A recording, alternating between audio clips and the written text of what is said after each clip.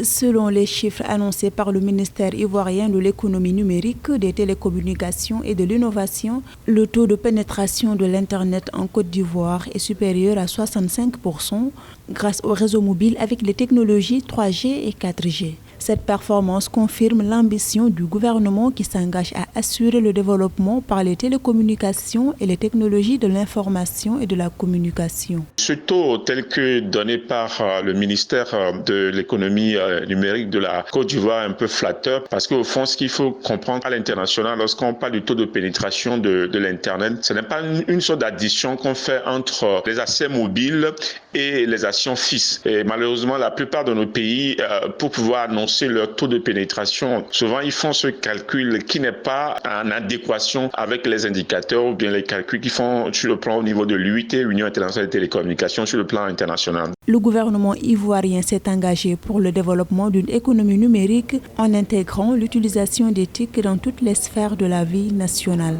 D'ailleurs, le nombre d'abonnements au réseau mobile a plus que doublé en moins de 10 ans, passant de 17 millions d'abonnés en 2011 à 37 millions en 2020 en Côte d'Ivoire. Et justement du fait qu'en fond, quand on veut comptabiliser les accès comme en mobile 3G, 4G, en termes de développement, ce ne sont pas des facteurs qui sont très cotés. Lorsqu'on parle du développement de l'économie numérique, c'est par rapport à la capacité de partager ces connexions avec d'autres abonnés. C'est-à-dire, on a eu les ondes à haut débit. Or, avec la 3 et la 4G, c'est qu'on n'a pas encore la possibilité de partager ces connexions en matière de développement. Cependant, à la fin du mois de mars 2020, le taux de pénétration de l'Internet de l'Afrique est passé à 39,3% selon les chiffres publiés par Internet World Stat, au moment où la moyenne mondiale est passée à 58,8%.